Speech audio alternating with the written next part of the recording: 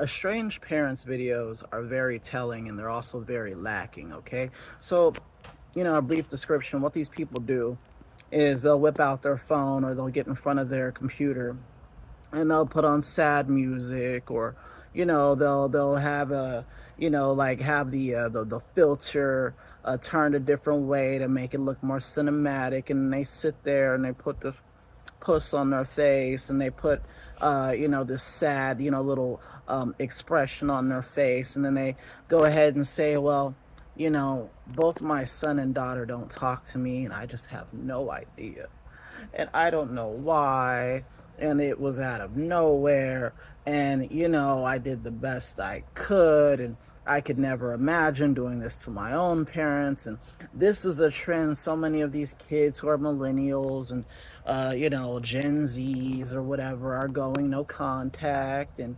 this just never happened in my day, and blood is thicker than water, and I never would have imagined that my children would stop speaking to me, and blah blah blah blah blah blah blah. Again, with the little violin uh, in the back, right? Playing the world's saddest tune for them, right? But it always lacks one thing, and this is how you know it's bullshit. They never speak to the reason why the kid left or doesn't want to talk to them. They never ever specifically say my son or my daughter said this to me and then went no contact. It's always this vague thing, as if it exists in a vacuum, as if, oh, the kid just was there one day and we were all hanging out as a family and going to the zoo and going and having picnics and having tea and cheese and crackers together every day and loving on each other and watching Netflix movies and hanging out. And then just one day the kid was like, yeah, fuck you. In what world does that make sense? That's not even how human beings are wired.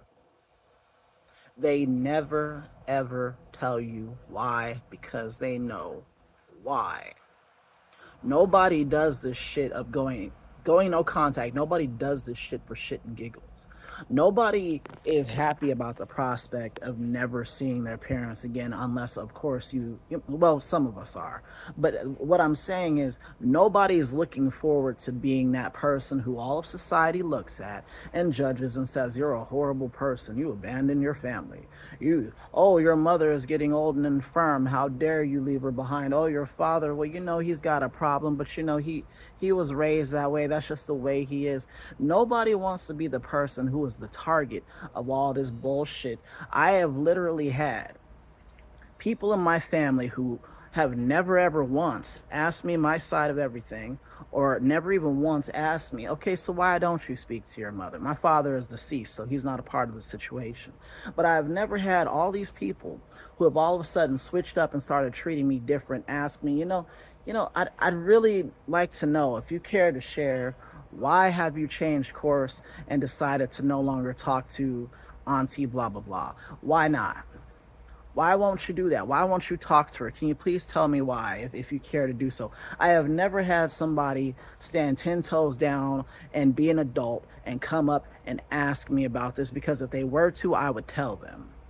I wouldn't throw my mom under the bus I would just say, you know what, she's an abuser and she does not want to change, and I don't really think I need to feed that. I don't think I want to be a part of that. I don't want that energy in my life. I would let them know. I wouldn't down her name, because unlike her, I don't go around fucking talking shit about people when they're not there. I'll talk shit to your face. I'm not going to talk shit when you're not there and you can't defend yourself, right? But I have never had one of these people who have switched up and acted different, okay, confront me or say anything. I had a cousin who helped me out. She gave me $400 so I can take this exam for nursing school, okay? And I'd gotten busy with life, things happened, it slipped my mind. I was like, shit, let me pay her back, right? I go to pay her back, and she's like, I don't really think, she acted as though she didn't want my money. I just sent it like via Zelle or something, or one of those services. $400, and she acted as though it was money that I had gotten from drugs or like running prostitutes or like robbing a bank. She acted as though it was unclean. And I knew exactly what it was because my mom and her gossip about me all the time. All the time, right? That's like, she's been one of the people. A brief side note, I graduated from nursing school, right? Freshly out of nursing school. Before that, I worked jobs where I didn't make a lot of money hourly, okay? And she, like a second out of nursing school, a second out of passing my boards, I receive a message. You should help your mom out financially. And you should do this. Didn't ask me how much I was making. I hadn't even secured a job as a nurse at that point yet. Didn't ask me what my personal finances were. Didn't ask me anything. Just knew that, oh shit, you're a nurse. You got more money than God now in their perception. You need to fucking give about 60% of your check to your mom because your mom is this weak little thing and she can't make it and she needs everyone's help. Meanwhile, my mother has an MBA, a master's in business, and her boyfriend, whom, mostly stays home, smokes weed, and plays bass all day, he has a degree in engineering. MBA, undergraduate in engineering, both of them, living together, can't make it, can't do it. He's getting fired from little Mick jobs for smoking weed. This man went and got himself in a whole heap of college debt and won't even work in a job that's fitting for his education. Right? But it's on me to put my cape on and go ahead and take care of them. Meanwhile, I was in a whole relationship with someone that I was intending on marrying. So it wasn't like I should build up my household and take care of my partner. No, you gotta take care of your mom, who has way more education than you have and is way more accomplished than you are and has been working as a professional way longer than you have. Why? Because she's 25 years fucking older than me, right? I have to take care of her. So this is that cousin, right? So this cousin who thought my money was, terrible, what I said to her, I said, you know what? If you find my money distasteful in any way, shape, or form, in terms of it going to you, you can always put it on the books for my little cousins for their college education. If you don't want it, put it in an IRA for your children. Do that, right? And then I blocked her. Because what you're not going to do is give me the silent treatment for something you didn't ask me about. They didn't ask me shit. And that's why when I watch these endangered, they should be endangered. I wish narcissists were endangered. I wish that there was only 10 of them walking around, and we should absolutely let them drop off the face of the earth. But in terms of these estranged parents, that's what's behind it.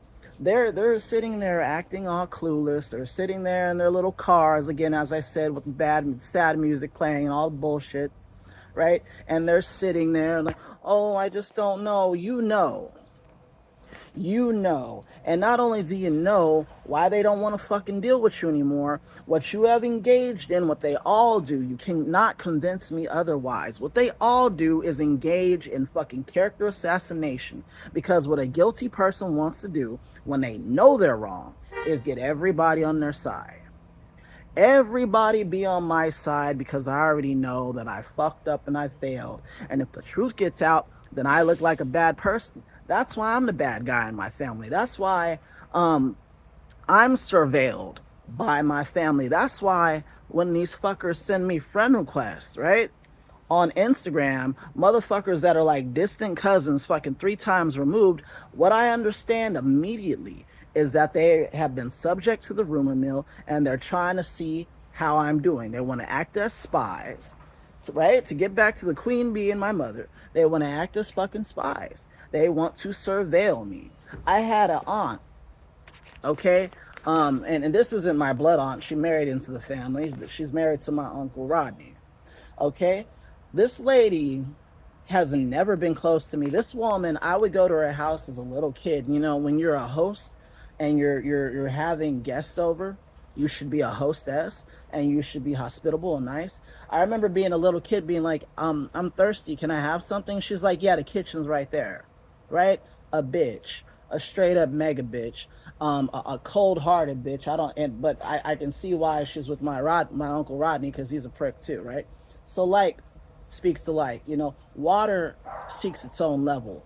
So this bitch sent me a fucking friend request on Instagram. I have not spoken one word to this bitch, and I want to say about 15, 16 years. Not one word to this bitch. And she's sending me friend requests out of nowhere because of this, because of the rumor mill, because of the estranged parent who has no clue about what they're doing, but they sure know how to run their fucking mouth about you, and they sure know to get everybody on their side. Because if there's a consensus that I'm a bad person, it might just be because I'm crazy and I'm weird, and he's always been weird, and he's always been this, and he's always been that, and but then what they fail to realize is, if I was weird, or if I was ever, an affected kid, which I was, a highly depressed kid to the point to where I voluntarily committed myself for 3 days in the fucking funny farm. If all that was happening, guess what? Kids don't feel that way out of nowhere. I was being abused. I didn't want to live anymore because I was being abused. I didn't realize that until I was in my fucking 20s. Every day wanting to end it. Where did that come from? Where did that doom come from? Being exposed to a narcissist, being exposed to a highly critical, materialistic, okay, slutty, fucking narcissist.